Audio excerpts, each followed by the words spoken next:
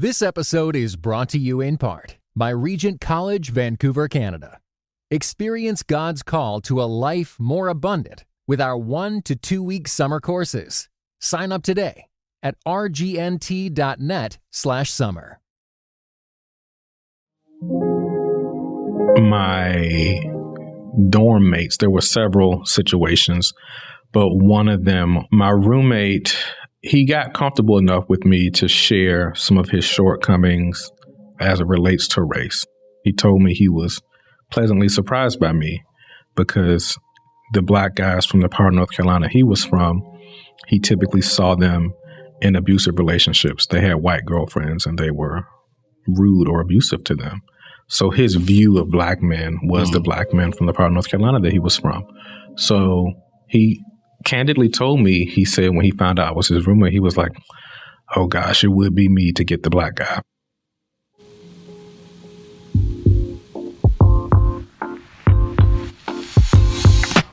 This is Where You're From, an origin story podcast at the intersection of faith and culture that digs into the influences and experiences that shape who we are today.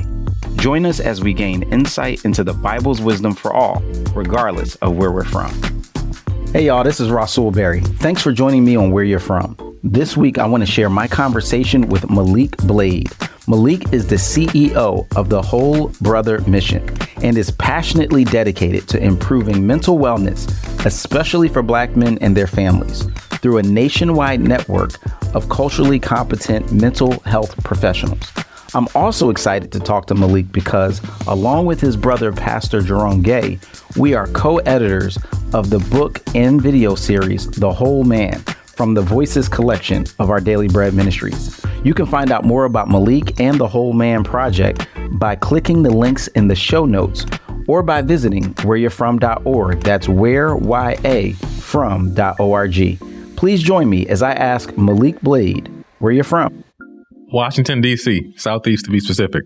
Interesting thing about D.C., I had the opportunity to live there for 4 years. It's one of the few places where people are very specific. In fact, sometimes they will even tell you what hospital they were born in. Absolutely. Oh, you know? Yes. Oh, okay, what's the hospital? Something Hospital for Women. They changed the name of it. Okay. It was that name in 93, but I don't think it's called that anymore. Okay. My mom's going to be upset that I don't remember the exact name. But it's somewhere in Southeast D.C. Mm-hmm. Something Hospital for Women. Right. That's what it was called back in 93. Got it. And why do you think that matters so much in D.C.? Oh, gosh. Well, there's cultural differences. So like the preeminent divide there is D.C. and Maryland, that culture. Right. And then Baltimore, which is a city in Maryland.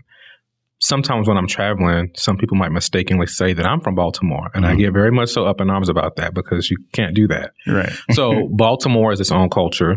And then you have D.C., Maryland, Virginia, the DMV. Right. Certain parts of Maryland and Virginia, though. Not all of Virginia, not all of Maryland. Right. But all of D.C. is pretty much included. Gotcha.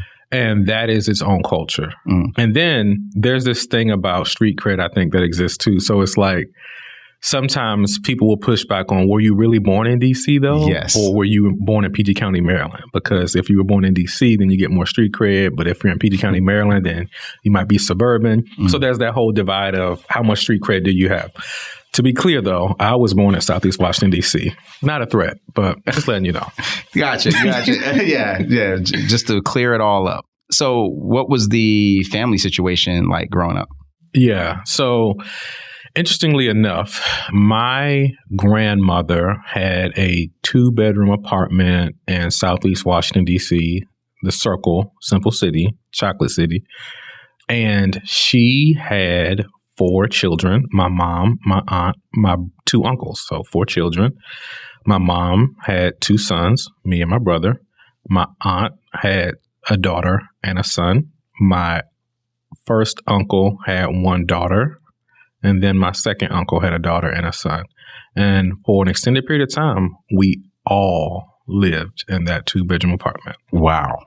And slowly over time, people were able to break off into their own thing. So when my mom moved out, we moved from D.C. to Maryland, Suitland, Maryland. So it started off, all of us kind of bunched in there together. And then it was my mother and my brother in Suitland, Maryland. My brother went to college, so it was just my mother and I. But then my mother remarried around 3rd, 4th grade, moved to a different part of Maryland, and spent most of my time there. And then by the time college came, which was 2011, I left Maryland to go to the South, which was a big culture shock. Okay. So let's rewind, because what were the circumstances that prompted so many of your family members to be living in the same house? Yeah. So it was a complex family dynamic. So my grandmother had 4 different children with 4 different men. Those men weren't really present in their children's lives. And then she also was an alcoholic. So my grandmother, while she did have a home, she wasn't necessarily in place to be that protective force, one would assume would be the case with a mother. So my mom and her siblings did lack in that regard. And I think that contributed quite a bit toward how they parented their children. What was that like for you growing up with such a dynamic family situation? Yeah, I do think my mom being protective shielded me from a lot. So even though my family has some diverse experiences and there's some things that other siblings, cousins participated in that she wouldn't want me to do, I was near it, but she kind of was able, especially when she moved out, to kind of keep me away from it. So amongst those 3 other siblings, she's seen as the church lady. So my mom kind of kept me in church, raised on gospel music, and, got heavily involved with, some call it liturgical dance, but it was called pantomime in church. So I was kind of like immersed in church because I think she thought that was a saving grace for her. And she thought, let me pass it on to my son. But at the same time, I think I have a unique balance where my mom was the nice church lady. My aunt was not the nice church lady. I'll just say that. But the benefits of that is I think I've been equipped to navigate a variety of spaces because I have the church lady mom. I'll tell you more about this, but I have the pastor older brother. But then I also had the aunt who, knew how to navigate through protecting yourself in a more defensive posture. So like I would say I have the unique balance from my aunt, my mom, and my brother of street smarts, church, and then, of course, salvation kind of fine-tuned all of that. Yeah, that's definitely something I look forward to getting more into. So, like, when I think about Southeast D.C., it's kind of known in a lot of ways for being a tough neighborhood and spaces. Was that something that you grew up being aware of?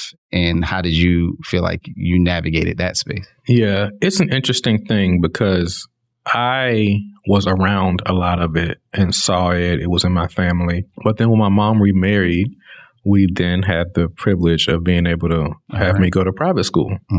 And the interesting thing I saw is, okay, now I'm at private school with these suburban kids that have pools in their backyard and they want to act like they're from Southeast DC. And that was like, what is this? Y'all want to go? But I, from what I saw, wanted to distance myself as much as possible. So I didn't want to follow some of that trajectory. That's ironic. So the guy that was actually from that hood was like, look, I'm all about moving. Getting away. Yeah. But it kind of goes back to that situation of street cred that you said about, the neighborhoods and why, so there's, okay. They were from Upper Marlboro, Maryland. Yes. But they wanted to portray like they were from Southeast DC. Got it.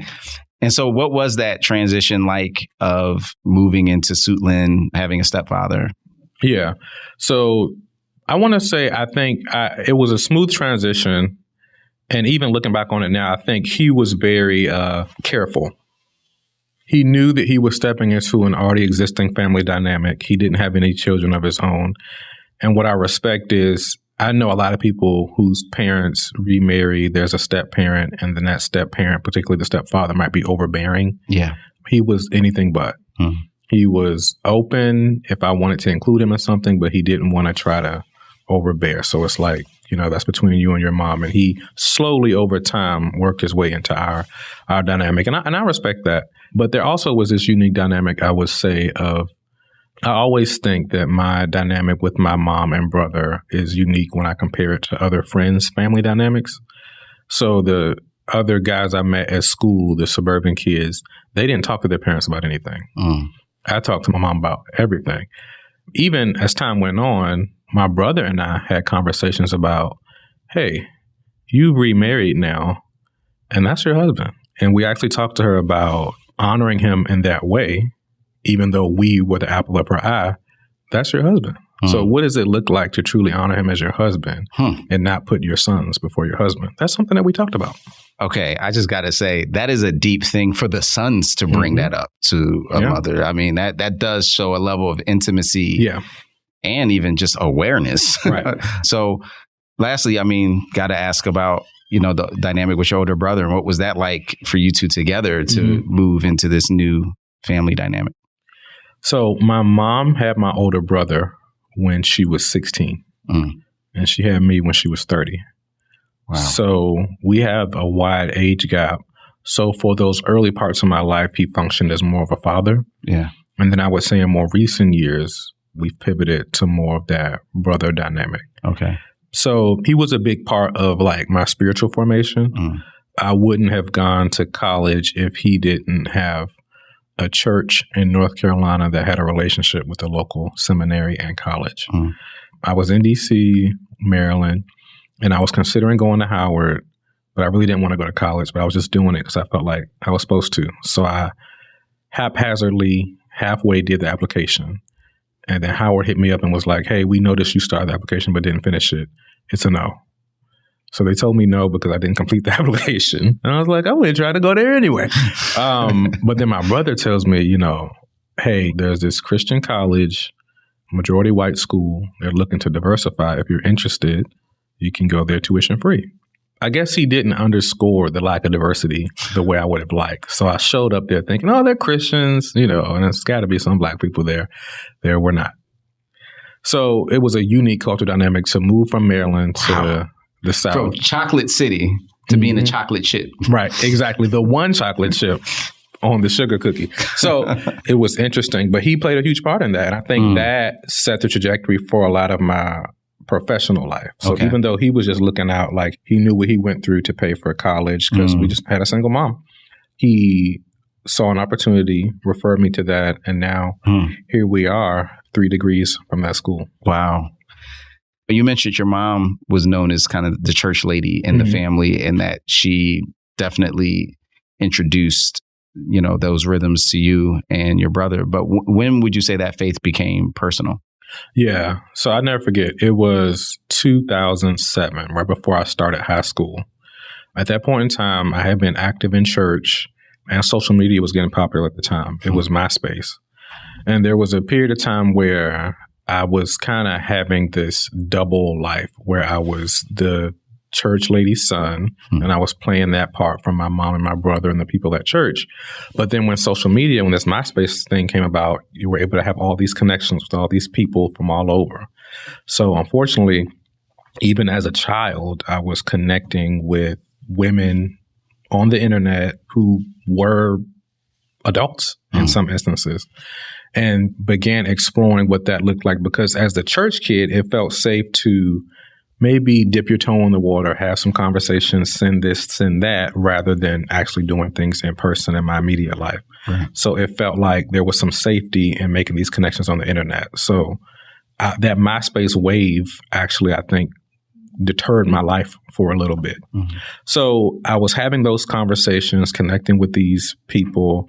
And I remember we were visiting my brother in North Carolina, and I left my phone sitting somewhere. So then my mom sees a phone call to her teenager's phone from some out-of-state number. So it's like, well, who's calling you? Answered the phone, and then pretty much I'll just say that was the exposure of the double life. And that, I remember that turned into a prayer like, okay, I realized, so I'm not in control of my own life. So even if I was deceiving my mom and my brother and I was keeping it going, there's this higher power that's in control that can push a button at any time and exposed. Wow. So for me, it was a very quick, from that day forward, everything changed. So I know people describe their faith different ways, but for me, it's a lack of control. And I've grown to have some comfort in that, knowing that I'm not in control of my own life, because when I thought I was going down the wrong path.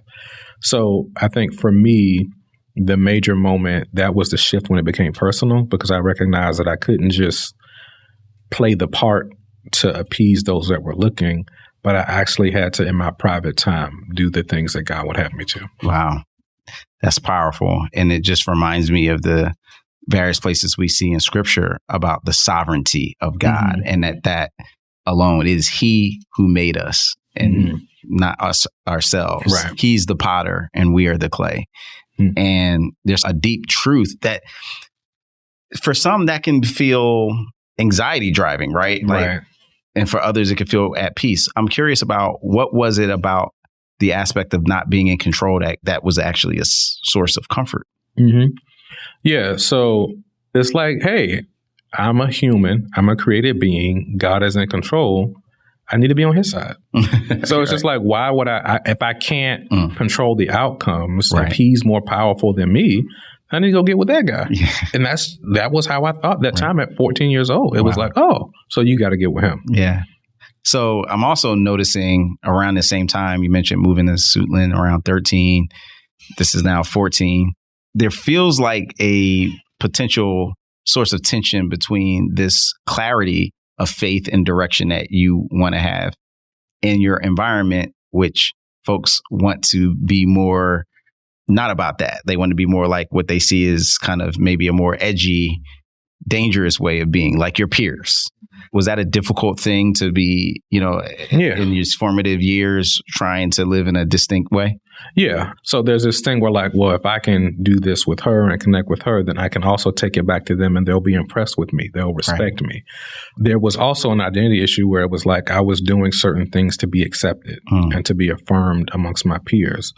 And I think that was the core issue. Like whether they accept or reject you, that's a secondary or tertiary issue if you know who you are independently.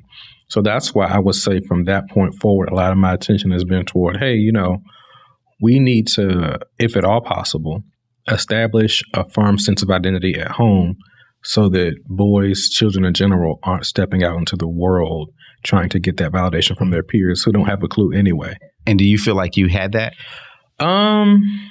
Yes, I had that, but I still wanted more. I remember articulating, well, why isn't the love from your mother and your brother, why isn't that enough? And I remember as a teenager articulating, well, y'all are my family though. So it's different. Right. It's more valuable. It matters more if someone who's not my family choosing me. That matters more than my mother, my brother. Right. So I was longing for this validation from someone who was not born into my family, but met me along the way and chose me. But it also sounds like in spite of those yearnings for someone else, that when that started to take you further adrift away from who you really were, that there was some type of base that was like, that's a bridge too far. Yeah. Gotcha. Absolutely. Okay. So you get accepted to this college, which you kind of go because it's an expectation, but also you got this great opportunity through your brother's connection. And then you get there and the first thing you experience is culture shock. Do you remember one of the most vivid moments where you were like, I am not in Suitland, Maryland anymore, or the DMV? There's two that stand out. One, there were some issues related to racist statements and microaggressions that were happening in the dorm. And I remember there was an office for student life, and I raised some of the issues to the staff. The director of student life followed up with me, and I just thought it was strange that his first response when he met with me to discuss these issues was, Maliek, don't use this stuff as a crutch. And I thought, oh, wow. That's the first thing he said. And that's pretty much all he said. Just don't use this as a crutch. So that has always stuck with me. And then the other one I would say is my dorm mates. There were several situations, but one of them, my roommate, he got comfortable enough with me to share some of his shortcomings as it relates to race. He told me he was pleasantly surprised by me because the black guys from the part of North Carolina he was from, he typically saw them in abusive relationships. They had white girlfriends and they were rude or abusive to them. So his view of black men was the black men from the part of North Carolina that he was from. So he candidly told me, he said when he found out I was his roommate, he was like, oh gosh, it would be me to get the black guy. Wow. He said that. And then the conversation shifted toward, hey, I really like who you are as a person, and I think I have the best roommate. But now that I've gotten to know you, I feel like I have to be honest with you about my background. And he was honest that the N-word did fly around in his home life. So I think I'm a uniquely secure person that was able to live and have those conversations, though, because a lot of people wouldn't be able to. So we had those conversations, but I never forget the bridge too far was when Trayvon Martin happened. George Zimmerman was at trial. We were at a Sheetz gas station, and the trial was happening, and he made a statement about Trayvon deserved it. That was one. And then the other one was he told a joke with a lot of peers around, and he said, my uncle always used to say black women are like prostitutes. Everybody wants one, but you don't want everybody else to know you've been with one. He said that was a joke that his uncles and so on would make. So, it was a lot of things like that where I just had to sit with it and like, okay, there's a lot wrong here. And the leadership at the school wasn't prepared to deal with it. So to condense the story, there were a lot of situations like that, which led to me saying, okay, let's address this. So as a sophomore, I put together a panel discussion at the school about race. And I got the president of the school involved, a local mega church pastor, and my brother was there, the only black pastor that I knew at the time. So I put together a panel discussion with the president, Danny Aiken, Pastor J.D. Greer of the Summit Church, and my brother, Pastor Jerome Gay. And we had the first of its kind, a discussion about race at this Southern Baptist school. Had over 300 in attendance, and many were blown away that it wasn't a school-hosted event. It was put together by one student. Wow. Okay, there was a lot to unpack from what you just shared. I'll start with just shock of the things you experienced from your roommate itself. What do you remember? Because on the one end, there's this kind of, story of greater trust and self-disclosure that's happening. But then on the other end, there's also this self-disclosure that's revealing some deep-rooted problems. So how did you think about that at the time? And how did you process that? Yeah, I'm glad you asked that, because as I look back on it, I didn't feel worried. I just was like, wow, he's really messed up. Right. Even with being the minority there, I observed things, and I just remember thinking, wow, they're tripping. But I wasn't moved. Right. And I just said, let me try to help. Where do you think that not being moved came from? DC. Southeast DC. So there it is. It goes back to Southeast DC. Right. Yeah, I've seen so much. So it's like, this is lightweight. This is just people talking, this is ignorance. But also, I would say, I don't like pitting people's cultural expressions of faith against each other. But I do feel like my background, I came up in more charismatic black church background. Wasn't a more Pentecostal church than a more non-denominational church. And traveled to all the different variations of black churches, whether it was preaching or miming as a teenager. So I do think what comes with that, I've found, is an understanding of faith that leans very heavily on your personal experience with God. What I noticed when I got to seminary is when they would articulate faith, it wasn't personal, but it was more so intellectual. And I do think, not to say that one is right or wrong, but I do think that more experiential expression is one that is very firm. And I think that is what put me in a level of security when I was dumped into an environment of people that are very heady. And it's not to say that I'm anti-intellectual, but I do think when it comes to Christian faith, on a very basic level, faith is the substance of things hoped for and evidence of things not seen. So I do think there are a lot of people that are familiar with church culture or certain theologies or doctrine, but I don't think have that personal experience of salvation, even at seminary. So I think I quickly realized, okay, these are a lot of people that just like church culture, but aren't saved. That's what I felt was going on. So that also felt like a level of security, because I said, well, I'm resting in God. I know what's right. And hopefully they're able to snap out of some of this conservative branded Christianity that wasn't actually including salvation. That's such an interesting insight, because you go from, what people would conceive of as more difficult circumstances, Southeast DC, to what some could see as a promised land of sorts, a Christian university context. But it is in this context that you are exposed to a type of racism that you had never experienced before. That could be hard to reconcile, but it sounds like part of what made sense to you is the recognition that everybody that's going to church doesn't have the church in them, right? So there was a sense that you were never struggling with, is this a part of the authentic Christian faith? Right. And I think I've had to articulate that because I've dealt with a lot of other Black people that passed through that setting and left confused. Yes. Because it's like, oh my gosh, what do I even believe about God now? Right. But I think that is because they came to faith in that context. So they tied their faith experience with the cultural expression. Whereas for me, the culture rejected me, but I didn't need that culture that wasn't associated with my salvation because I wasn't there at the time. So I do think the context of faith or community of faith culturally that we're in does play a part in how we perceive it. So sometimes we think that the loop to draw near to God also means being accepted by that culture, right? Even though those right in a racial context. But okay, and again, we just to finish the loop on this sidebar that we're on, because I think what you just shared could be very helpful. And we're talking about in a racial context, but it could be it could be a gender issue. It could be something that they felt in these. What is a word that you would have for someone who is struggling with their faith because of the marginalization that they felt in these sacred spaces that they didn't encounter as sacred in that way? Yeah, it's just we need this ability to not allow our experiences with people that say they're representing God to frame how we see God. Got it. So like God never rejected me at the seminary. It was people that were claiming to represent God that did, or that were struggling through their own racism or microaggressions. So sometimes it's hard to separate those things. If someone offended you in a church, you lump your offense in with not just the people of God, but God himself.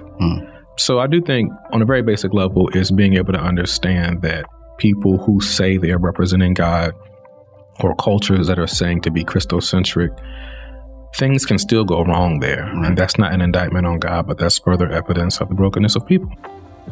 When we come back, Maliek will share how helping a struggling college student who was considering taking his own life woke him up to the urgent need for mental health care for young Black men. That's coming next on Where You're From. This episode is brought to you in part by Seattle's Union Gospel Mission. Over 13,000 people in the Seattle area are homeless. Kathy is one of many who found a new life through Seattle's Union Gospel Mission. Growing up, my dad and I didn't get along. I kept running away from home until one time I was assaulted. After that, I carried a lot of pain inside of me, and I was doing a lot of drugs. I became homeless. It's taken me almost 40 years to get the healing I needed. But all along, God was looking out for me. He led me to the mission, and the mission has helped me in all kinds of ways. I've learned how to set boundaries and say no. Now I'm looking forward to working for the mission. I want people to know there's hope out there. God can help you heal. And grace will lead me home. To hear more, volunteer, or donate, visit ugm.org. Hey y'all, before we get back to my conversation with Maliek Blade, I wanted to share a quick teaser from our next episode with Mariah Smallbone. This is Where You're From. You know, you're 17, 18, you have no family around, so no family structure, support, no friends. I wasn't home for long enough to find friends or make friends. And opening these shows as an artist by myself with like a ukulele in an arena of like 8,000 people, 10,000 people. And like, I know that now as an adult, or maybe for someone listening in their current situation, they'd be like, oh my gosh, that'd be a dream come true to sing in front of all those people. But you have to understand, I was scared. I had stage fright. I didn't have anybody to process any of that with or experience any of that with.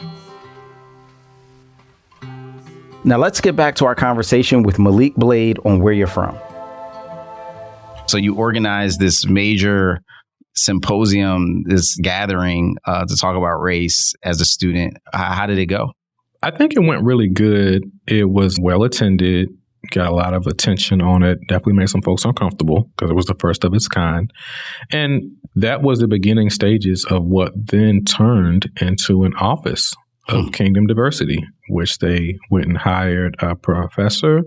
And then he shortly afterwards hired me as a coordinator in that office. Wow. So I ended up working for the president for a diversity office a year or so after that event. Wow.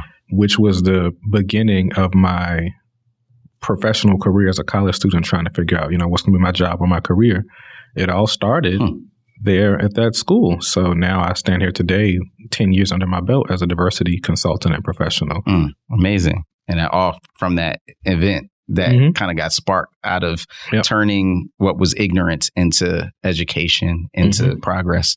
So when did the interest in counseling and mental health emerge? So that's the perfect segue, because the work that was being done at that school, Southeastern, word was spreading around the country in terms of that circuit of schools about the work that we were doing. So there was a school called Oklahoma Baptist University that reached out to our school and asked if I could apply for their new Dean of Diversity opening. So career-wise, in terms of higher ed, going from a coordinator to an assistant dean is progressing well. It's a big jump, actually. So interviewed for that and got offered that role. So then, even though I didn't want to go to Oklahoma, it was a good career move in terms of title. So I went to Oklahoma Baptist University as the Assistant Dean of Students for Diversity and Multicultural Student Services. Long title. And it was there I reported to the Dean of Students. He suddenly had to resign for some reason. So in the college setting, the dean is typically responsible for discipline, a non-academic dean. So when he resigned, the responsibility for discipline and restoration and stuff like that fell to me. So I began having to work through a discipline or restoration process for students that got in trouble. And a lot of them ended up being Black male athletes who, like me in college, were the minority at a predominantly white school. So that school had diversity because they did have an athletics program. So they had Black football players, basketball players, and track and field and stuff. And I remember one guy in particular, he was harassing someone. He was blowing up and caught it all on camera. And they were like, "You got to deal with this." I'm like, okay.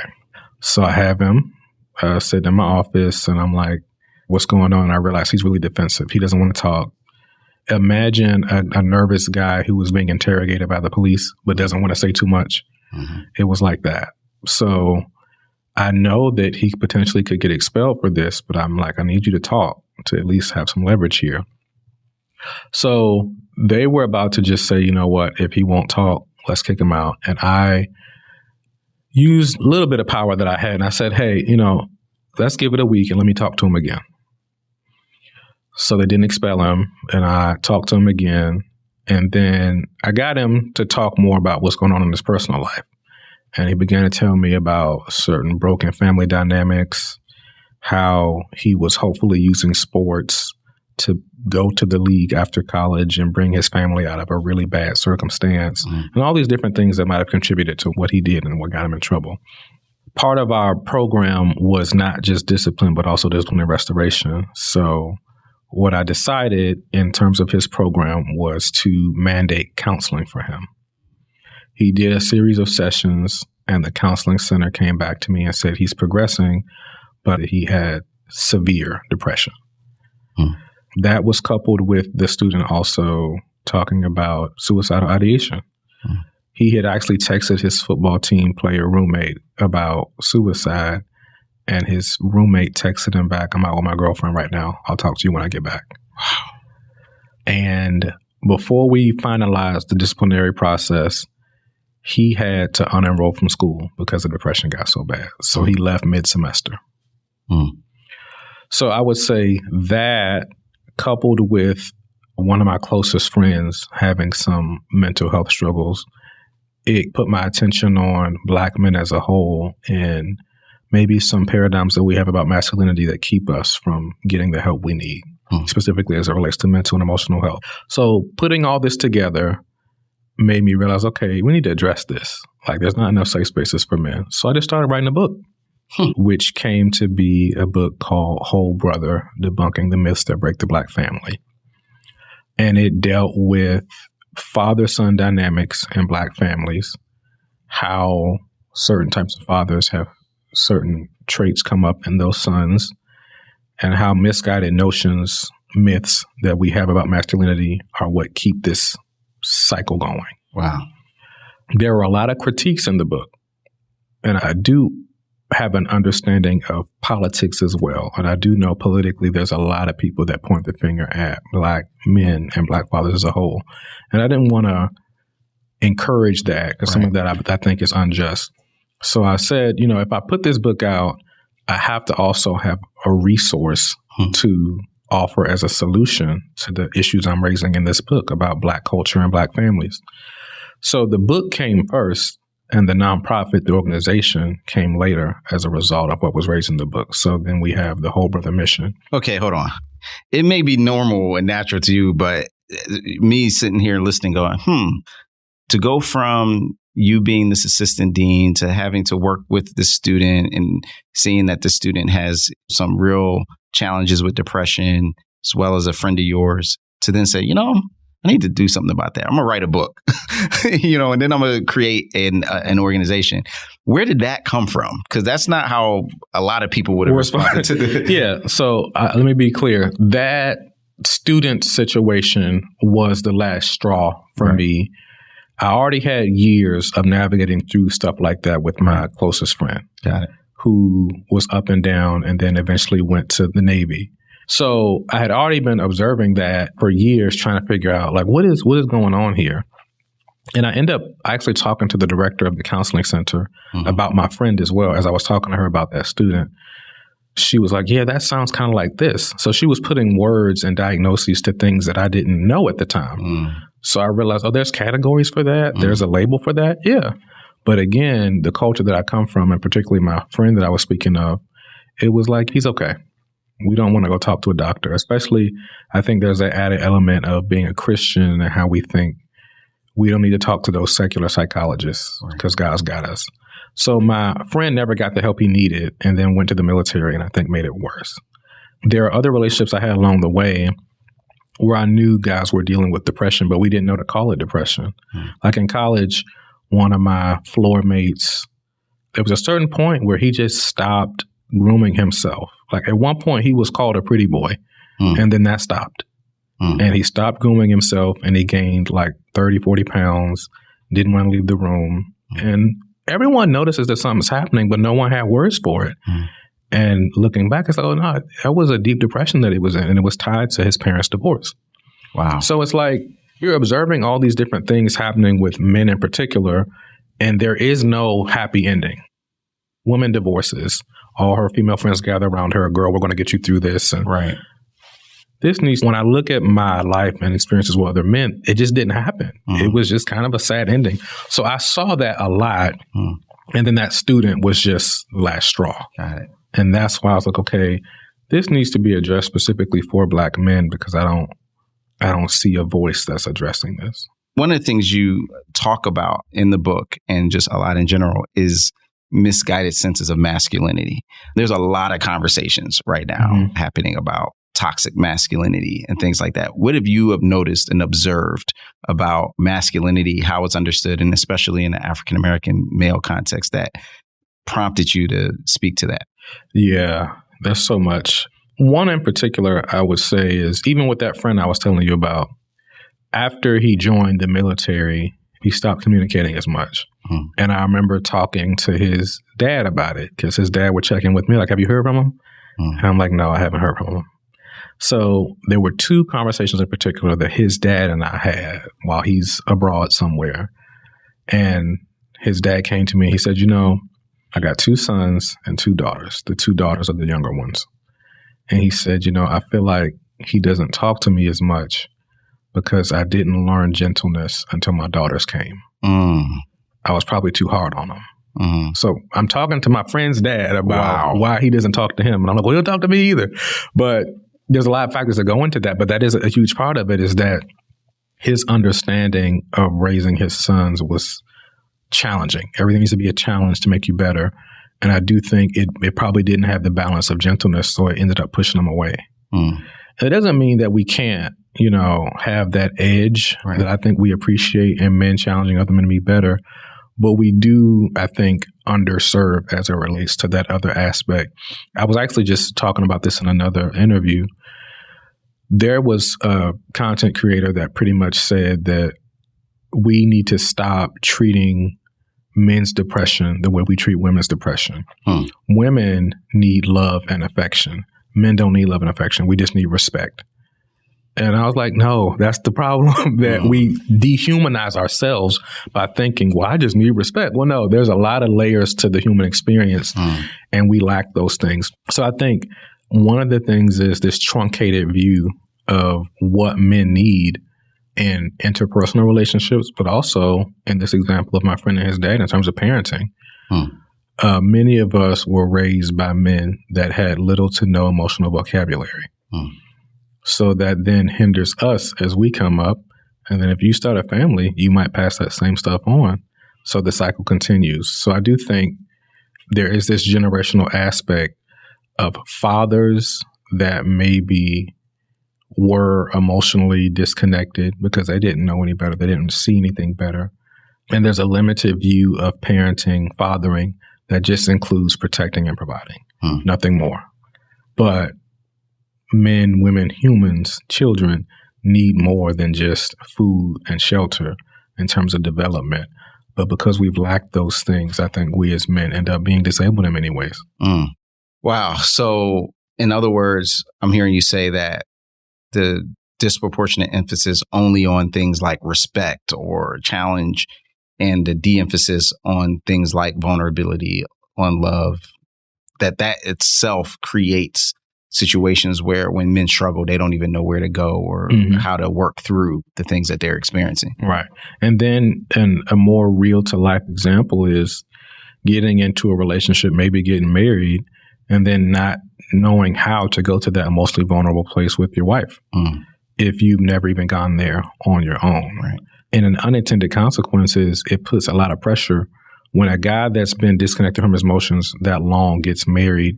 It makes the job of the wife that much harder because she's not just lover and friend, but she also in some ways ends up having to play therapist too because he hasn't even touched those categories that do exist, but we lull ourselves to sleep by saying that we don't have emotions. Gotcha. And I know you have quite a lot of, I think, takes and perspectives on dating, singleness, and relationships. So let's go there for a second because you're single, and yet you've obviously, through your own encounters, relationships with people who are married, have developed takes and perspective such as, wow, it creates a high burden for a spouse when somebody hasn't worked through their stuff. When you think about dating and dating culture today, what do a lot of Christian spaces get wrong about singleness and dating? How does that impact this whole idea of a whole man? So where are you from, right? So let me just say personally, I think as a result of processing through a lot of this stuff, going to counseling personally, but also studying it and talking to people, there was a point where I had about 30 clients a week. A lot of times in a Christian church setting, if there's a new ministry starting, the assumption is we need a Christian couple to lead this. Or there's this thing where it's like when a man gets married, he reaches his spiritual pinnacle, as if the single men are just out here lollygagging. So I do think, having done some personal work, I've still run into this thing where I do think we assume spiritual maturity is coupled with marriage. And that's not always the case. I do think someone spiritually maturing may remain single for that exact reason, that they're spiritually mature and they're not going to pick a partner based on convenience. So I would say a misconception is that marriage is a part of the 10 steps of spiritual success, and it's step 10, not necessarily. Yeah. No, that's good. So you decided to title your book and then later the organization Whole Brother. And it was interesting because when we started to connect about the Whole Man project and book, noticed that we had some of the same categories, head, heart, hands. What was important for you to identify this aspect of whole, and how does that relate to those categories? Right. So I do think when we have conversations about personal growth, a lot of men turn their receivers off because it may seem as if though you have to be perfect. Even in Christian settings, it may feel like there's perfection or there's those really, really spiritual elites, and then there's the rest of us. So whole was meant to be articulated as an alternative. It's to acknowledge that we're not necessarily trying to strive for men to be perfect, but it is a point of optimum health for relating well to others. So there's perfection, there's going in the complete opposite direction of perfection, going in a terrible direction. But then there's this middle ground, which we would say is wholeness. Wholeness is having the posture to pivot where necessary. The awareness that I may need to change certain aspects of myself. And then also the fortitude and ability to pour into the lives of others.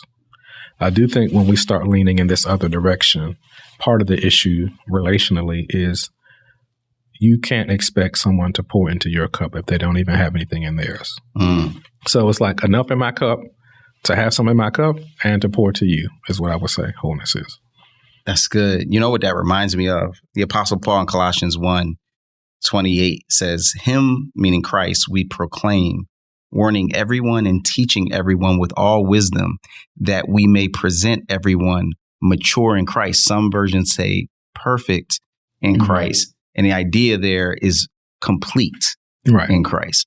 He sees a relationship between maturity and wholeness. And maturity doesn't mean like 100% you got it all figured out, but that in their version of perfect just meant like almost like a ripe fruit. It's perfect in the sense that it's perfectly mature. Is that kind of what you're seeing in terms of the relationship between wholeness and maturity? Yeah. Because I do think there's a point where someone may not be whole. And again, wholeness isn't perfection, but there is a point where I would say that lacking certain things may mean that you should not be in a romantic relationship. I know for many of us as men, we assume that we're ready as soon as we see someone we're attracted to. Must be ready, right? But there are certain things you do need to bring to the table for this to be a healthy situation. So I would say wholeness is having that posture to be able to relate to others well and not be a damaging force in their lives. But there are certain factors that may be at play in someone's life that may make them a dangerous person, especially in that context. So they may need to refrain for that period of time. So you go down this road after seeing these men in your life struggle, you write the book, and then you build out the organization after that. Tell us a little bit about that organization. Yeah. So the Whole Brother Mission is a 501c3 launched in 2019. And we have a nationwide network of therapists offering mental health services to Black men and their families nationwide, all 50 states and D.C. And on some occasions, through fundraising, we're able to cover the fees for therapy for certain men that are unemployed and uninsured. And that's an amazing pivot and a resource that you've now created. And so when we think about the Whole Man devotional book, the video resource, what excites you and where do you see the connection between that and what you've been involved in? Yeah. So I think there's this unique thing where while I'm pro-counseling, as a Christian, I also recognize that our greatest need is for salvation. And that doesn't rival therapy in any way, but there is a point where you can talk with someone, you can deal with other cognitive distortions, you can help them work past their trauma. But if they don't know Jesus, I recognize that that's still a barrier. And in many cases, you sit in a session and you recognize someone's longing for something and they can't put words to it. So in some situations, I would say, ultimately, it goes back to salvation. And not that that is necessarily going to fix every issue on this side, but it's more so an answer of eternity. But also, I would say that when someone receives salvation and similar to how I did, began to find identity in that rather than seeking it from people, I do think it does bring a new level of peace that some people don't realize that they will get on the other side. So when we think about this Whole Man devotional, I think it weds those two very well. It's able to go further in a way that I wasn't able to with the Whole Brother book, which was meant to be marketed more broadly. We can narrow down more specifically and say that your mental and emotional health matter, but we have this soul element as well and spirit, because salvation is a huge piece. Man, well, it's been really exciting to go on this journey with you, right? And to lean into your expertise, to meet cool people who are doing amazing work in this, like Dr. Nee Addy, who is a neuroscientist, and others. But you didn't stop with Whole Brother Mission. Like, you continued to pursue higher education. Tell us a little bit about where that has landed you. Yeah. So we're here finishing out school, and a dissertation is looking at the most common reasons that Black men are in counseling. So some of the most commonly reported diagnoses are depression and anxiety and bipolar disorder. As far as what individuals report, it commonly is tied to some type of discontentment with life, loss, and you probably know this one, romantic relationships. Loss. Romantic relationships and discontentment with life. Gotcha. And how is that helpful, knowing that? I mean, I think it's helpful, again, because I think many of us as men are very much so behind in terms of being able to put words to our experience. I do think it's helpful to hear out loud, hey, you're discontent with life. And that's okay. Many of us won't even articulate it that way. You might say, I'm good, even though you're discontent with life, or just say it's a lot going on. Well, that's not really helping anybody. So I think just the language as a whole helps open up this dialogue about, okay, you're feeling something. We can call a thing, and after we call a thing, then we can help deal with that. All right. What have been moments in the culture, in the faith community, that have given you hope, that have caused you to see, like, this is helping us move toward wholeness? That's a good question. I would say, from a secular perspective, there is a more openness to mental health, I think, in the Black community. That's growing, and the church is a part of that. I think the church is progressing in that direction. So I want to applaud that things are moving, and we're talking about things that we might not have even talked about before. For that to continue, though, I would say I think it's necessary for us to wrestle through this idea of God still being sovereign and omnipotent, and that not also meaning that we cannot seek these other recourses for support. So to continue this momentum that we have, I do think we have to kind of wrestle through that, because in my work with the Whole Brother Mission, the people that have been the most resistant have been Christians. And I think that's due to somehow we believe that talking to a therapist is an indictment on God's abilities or a lack of faith in him. When in actuality, there are Christian therapists and psychologists. We just, work with Dr. Nee Addy, a Christian neuroscientist and professor of psychiatry. So, I do think we've hit a wall. There is a wall that's there where people are like, well, I don't know where I need to be on this. And even in my doctoral work, we talked about the resistance. My recommendation, or what I would add to the conversation, would be that you can have Jesus and a therapist the same way that you have Jesus and a primary care physician. So have there been particular passages in Scripture that you point people to kind of affirm or support the synergy between therapy and Jesus? Yeah. So sometimes the resistance is, it's that secular psychology that's going to mess with your mind and so on and so forth. When in actuality, there are a lot of things in that, quote, secular psychology or social work or counseling or marriage and family therapy that do overlap with things that Scripture is telling us to do. So, for example, a therapist, whether Christian or not, may talk to their client about their thought life. What are the things that you're ruminating on, thinking on, reminiscing on? And could that be hindering or improving your experience?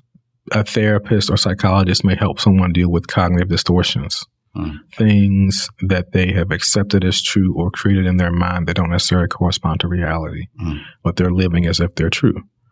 I would say Philippians 4, where the Scripture is telling us to meditate on these things that are praiseworthy and of a good report.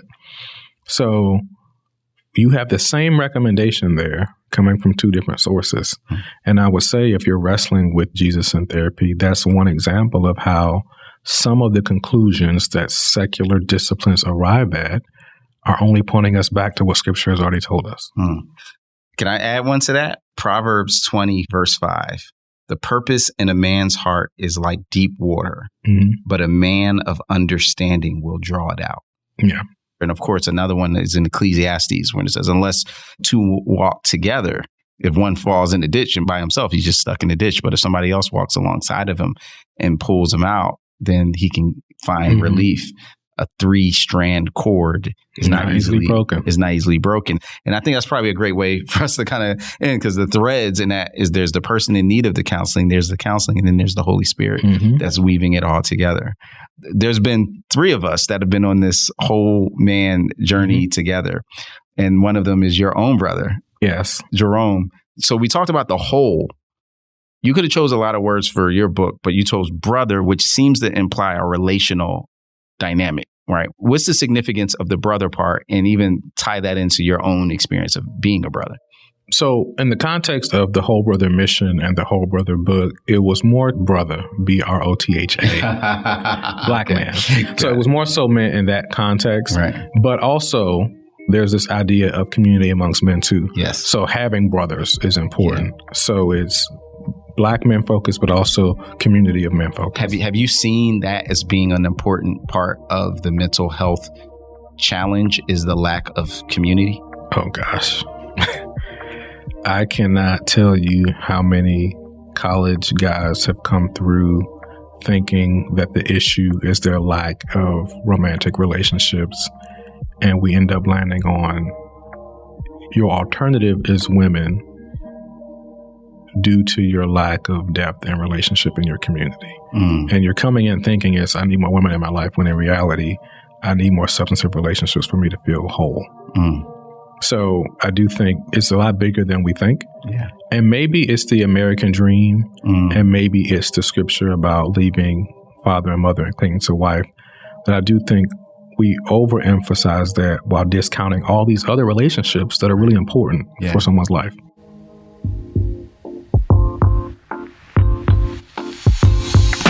This is Where You're From. I'm Rasul Berry. And remember, it's not just about where you're at, it's also about where you're from. This show was produced by Ryan Clevenger and Mary Jo Clark. I also want to thank listeners David Rose and Christopher Lawrence for their help in supporting and promoting Where You're From. Thanks, y'all.